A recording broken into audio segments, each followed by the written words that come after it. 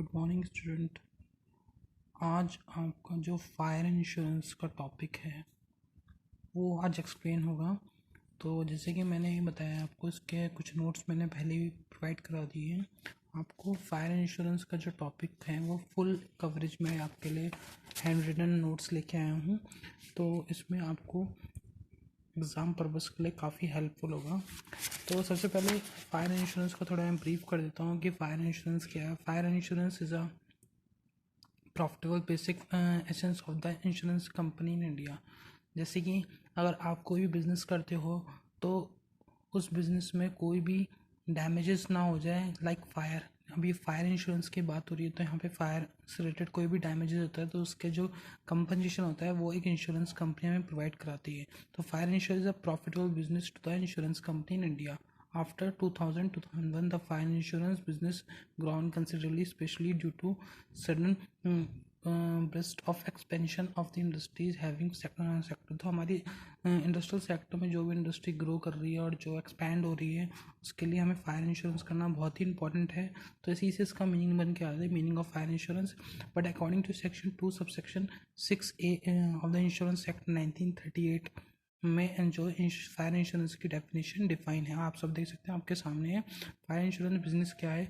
Are the business of affecting otherwise than incidentally to some the class of the insurance business contract of insurance against the loss. तो जो भी हमारे business में जो भी losses होते हैं और जो भी कॉन्ट्रैक्ट्स होते हैं, कॉन्ट्रैक्ट्स के रिगार्डिंग कोई भी लॉस होता है तो वो लॉस की जो कंपनसेशन होता है वो फायर इंश्योरेंस करता है।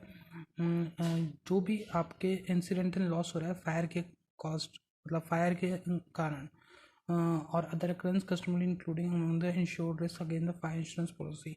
तो फायर इंश्योरेंस पॉलिसी के तहत आपको वो कंपनसेशन प्रोवाइड कराया जाता है। तो ये इसमें बताया गया है। सेक्शन 2 सबसेक्शन, जब भी आप डेफिनेशन लिखेंगे तो उसके साथ उसका सेक्शन जरूर मेंशन करेंगे। Section 2 subsection 6A of the insurance company insurance act, और एक्ट का नंबर 1938 ये ज़रूर मेंशन करना है। उसके बाद types of fire policies coverage. तो कौन कौन सी फायर पॉलिसीज़ कवरेज होती हैं, है ना। तो fire policy A, B, C ये 3 पार्ट में डिवाइडेड है। ए में आपको ये बताया गया है कोई भी इम्पैक्ट डैमेज होते हैं, फायर लाइटनिंग एक्सप्लोजन होता है, एयरक्राफ्ट डैमेज होते हैं, रेड स्ट्राइक्स होते हैं उसमें कोई डैमेज हो गया, टेररिस्ट डैमेज हो गया, या फिर कोई भी साइक्लोन डैमेज हो गया, हुरिकेन्स वगैरह नेचुरल कैलामिटी जो होती है वो फायर पॉलिसी ए के अकॉर्डिंग आती है। अगर उसमें आप कोई डैमेजेस होते हैं तो उसका कंपनसेशन आपको फायर पॉलिसी ए के अकॉर्डिंग फायर इंश्योरेंस एक्ट में दिया जाएगा। सेकेंड पॉलिसी है हमारे पास फायर पॉलिसी बी।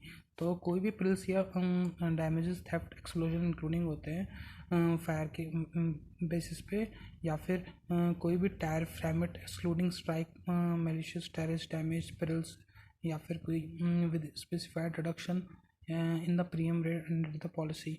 तो ऐसे कोई आपके पास रिस्ट्रिक्शंस होते हैं जिसमें आपको कंपनसेशन लेने के चांसेस होते हैं, वो फायर पॉलिसी बी में कराते हैं।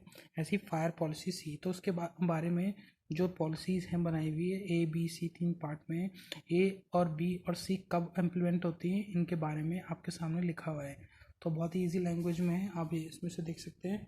नेक्स्ट है इसमें प्रीमियम कंप्यूटेड इन फायर इंश्योरेंस पॉलिसी। तो जब हम प्रीमियम कंप्यूट कर फायर इंश्योरेंस पॉलिसी में जब आपको पॉलिसी मिलती तब है जो आप उसका प्रीमियम पे करते हैं। तो प्रीमियम जो आप पे करेंगे तो उसके लिए प्रीमियम कंप्यूट करने के क्या मेथड होते हैं, जैसे कि यहाँ पे बता रखा है basic rate arrive from the class of the property. जो भी आपकी प्रॉपर्टी जो भी इंश्योर कराने वाले हो उसका बेसिक रेट क्या है। Reduction the rate is allow reduction, जो भी डिडक्शन दैट मीन्स कटौती जो भी होती है आपकी वो इंश्योरेंस पॉलिसी में डिडक्ट होगी। और extra tariffs added to the hazardous asset, जो हैजार्डस एसेट होते हैं उसके लिए एक्स्ट्रा टैरिफ प्रोवाइड किया जाएगा। डिस्काउंट, अगर एक्सपीरियंस आपके पास कोई भी इस पॉलिसी के अकॉर्डिंग कोई भी डिस्काउंट होगा तो वो आपको प्रोवाइड करा जाएगा। तो ये इन सब चीज़ें हैं जिसके बेसिस पे जो एक प्रीमियम कंप्यूट करते हैं। अब इसमें देखेंगे हम कुछ following consideration are taken into the account while fixing premium. तो premium rating depend on the type of occupancy whether industrial और अदरवाइज, यानी कि जो प्रीमियम को रेटिंग प्रोवाइड करते हैं या फिर कोई भी ऑक्यूपेंसी वेदर इंडस्ट्रियल और अदरवाइज होती है, तो उस बेसिस पे यहाँ पे बताया गया है कि following consideration are taken into account while fixing premium. आपका प्रीमियम फिक्स करने के लिए कौन कौन से कंसिडरेशन कंसिडर करे गए हैं, ठीक है। तो उसके बारे में यहाँ पे मेंशन है, आप इसमें से देख सकते हैं। नेक्स्ट है एवरेज फायर इंश्योरेंस। एवरेजेस क्या निकालने होंगे? Average in fire insurance. In fire insurance the word average refer to the use to under insurance. This term is use to pro rata distribution in the event of the loss of the insurer. तो जो भी average fire insurance का means है, जैसे कि कोई भी asset आपका जो डैमेज हुआ है, उस फायर इंश्योरेंस में आपको कंपनसेशन कितना मिल जाएगा, मतलब कि उसकी वैल्यू अगर पता नहीं चल पा रही है उस एसेट की, तो आपको कंपनी एवरेज इंश्योरेंस प्रोवाइड करेगी। लगभग बराबर जो इंश्योरेंस होगा वो प्रोवाइड करेगी, तो वो एवरेज इंश्योरेंस होता है। इसके लिए इसमें कुछ एसेंशियल फीचर भी होते हैं। प्रोराटा का मतलब यहाँ पे आप प्रोराटा वर्ड देख रहे होंगे, pro rata condition of the pro rata का मतलब प्रपोर्शन, यानी डिस्ट्रीब्यूट करना। जो भी हम एवरेज रेशियो के अकॉर्डिंग जो भी हम कंपनसेशन डिस्ट्रीब्यूट करते हैं, इसके लिए लिखा है the special condition of the average under insurance is not penalise unless some insurance represent less than 75% of the value of the risk. तो 75% से अगर आपकी वैल्यू जो है वो डैमेज हुई होती है, कम हुई होती है, तो उसके लिए एवरेज इंश्योरेंस बेसिस करा गया है, आप उसके बेसिस पे आप एवरेज इंश्योरेंस का कंपनसेशन ले सकते हैं। तो ऐसे एसेंशियल ऑफ ये बहुत इंपॉर्टेंट टॉपिक है, essential of fire insurance contract. Fire insurance contract के लिए कौन कौन से एसेंशियल चाहिए होते हैं हमें, कौन कौन से आपके मतलब जस्ट लाइक अ फीचर आप समझ सकते हैं इसको। उससे पहला हमारा principle of fire insurance contract. Fire insurance contract बनाने के लिए कौन से सिद्धांत हैं, तो वो आउटमोस्ट गुड फेथ होना चाहिए। नेक्स्ट है आपका इंश्योरेबल इंटरेस्ट होना चाहिए, इंडैमिनिटी होना चाहिए। और इसके लिए क्लास में डिस्कस बताया है आप सैब्रोगेशन एंड ये सब चीज़ें हैं, तो आप उसमें ये कंसिडर कर सकते हैं।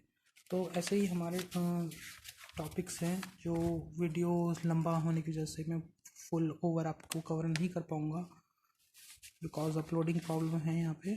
तो